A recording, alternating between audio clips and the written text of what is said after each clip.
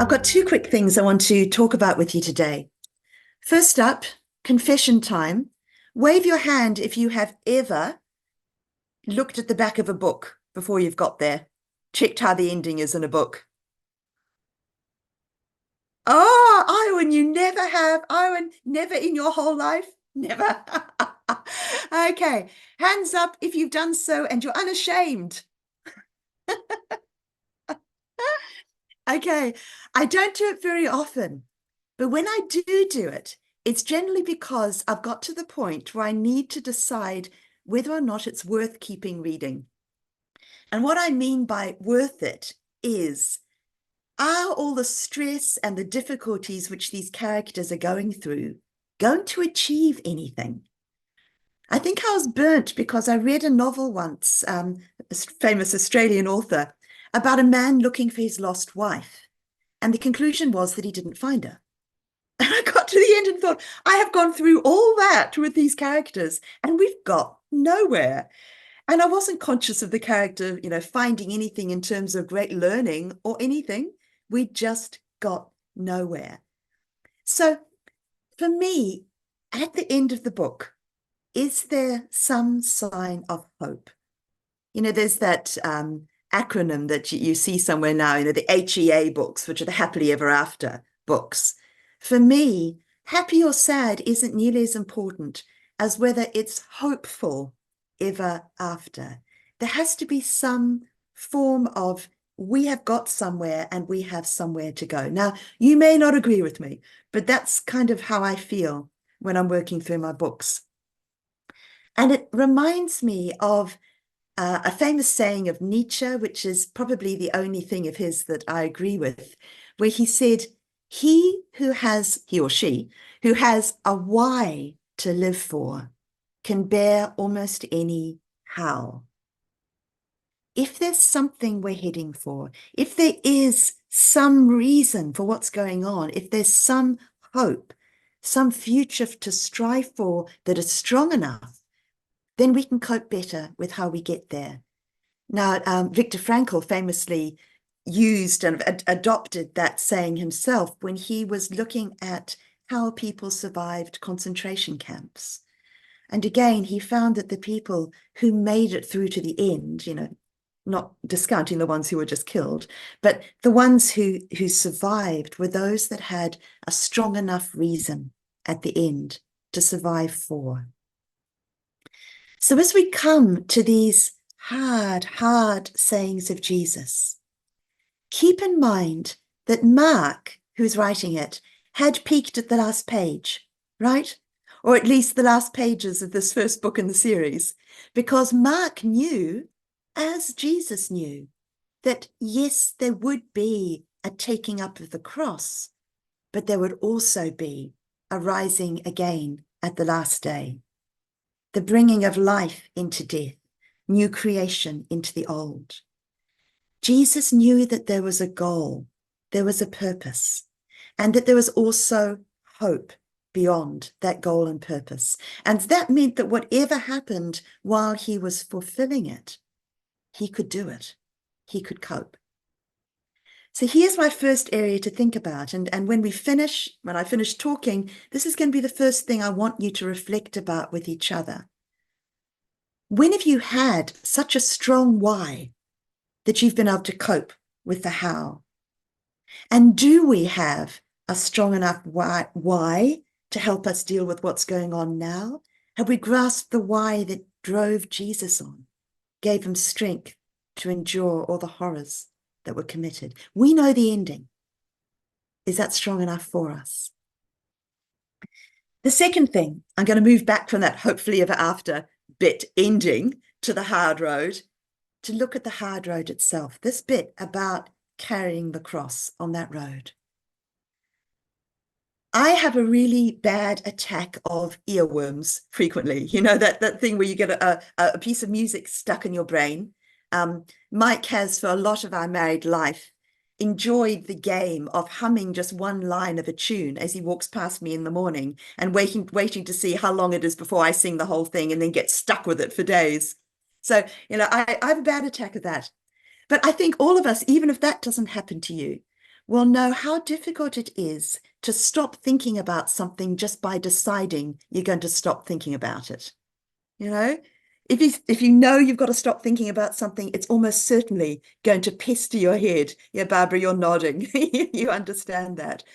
It reminds me a little bit of the parable Jesus tells about saying, when someone's had their demon cast out of them and they sweep the area where the demon was nice and clean, and a group of 7 demons think that looks great and they come back in to take residence. Often it's when we have decided that we're going to follow Jesus and even got ourselves into a nice holy feeling position that we walk outside, meet someone, and it all gets blown to smithereens. Okay. Sometimes we deny ourselves and ourselves just pop straight back in, sometimes more intensely than they had before. So we have 2 options, I think. One is just to give up on that whole path of self-denial that Jesus asks of us and do what our world is enthusiastically encouraging us to do, which is embrace self-indulgence, self-obsession, our rights, to believe that the world around us should shape itself to suit the identity that I have chosen. In essence, become self-worshippers. I don't know if anyone else saw a sign outside the body shop in Dunedin over Christmas. And I can't remember the exact phrasing, but it was directly encouraging us to relax and learn to worship ourselves. It's the first time I'd seen it in writing. Our secular world has decided on its new God, and it's ourselves. Then we've got Jesus saying here that those who seek their own life will lose it. People are talking now in a number of parts of the Western world about a pandemic which is far more destructive than COVID ever was. And that's the pandemic of mental illness. For decades already, we've had a pandemic of chronic loneliness and despair, with suicide rates climbing ever higher. And it is a complex and multifaceted problem, obviously. But I don't think when we read what Jesus is saying here, that he's talking about some distant in the future after we die, losing ourselves or finding ourselves. I think Jesus is talking about the fact of how things are in our lives here and now. Self-worship is the loneliest religion in existence. The very first thing God said in the Bible that was not good was that a human should be alone. That's not good. It just isn't. We may be able to cope with difficulty with physical aloneness, but when our very soul and spirit turns in on ourselves, we move into total isolation, into solitary confinement, and we lose our very being, our very soul. So how do we resist that? How do we stop the earworm of self-centeredness? My son gave me a book on Desmond Tutu for Christmas, and recently I read a short passage about that now famous African concept called Ubuntu.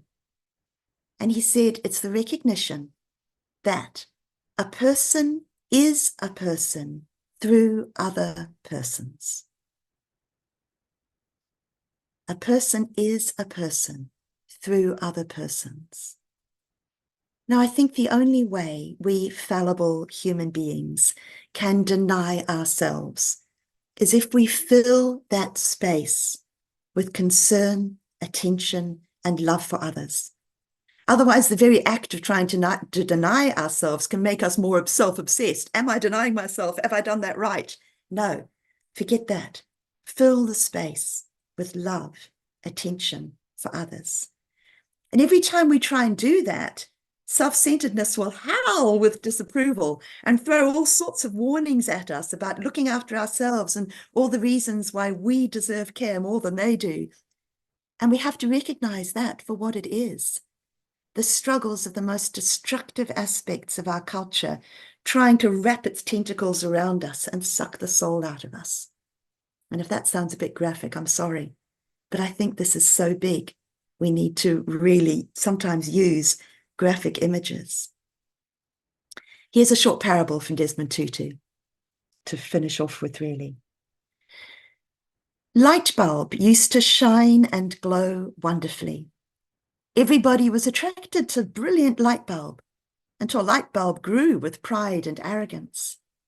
He thought his brilliance was self-generated.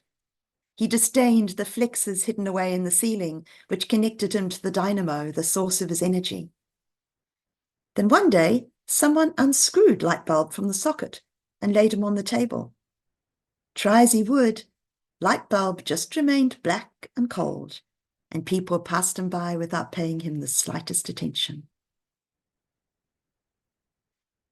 What it boils down to, I think, is this: do we trust Jesus, or do we trust our dying culture? If Jesus, then we have to believe that it's precisely in focusing on the other, not ourselves, that we will find ourselves. Jesus couldn't have put it more directly, really.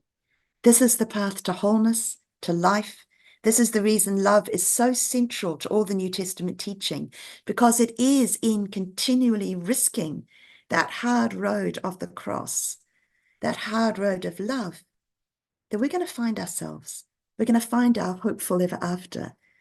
And we will glow because we'll be connected to the eternal life that is in Jesus.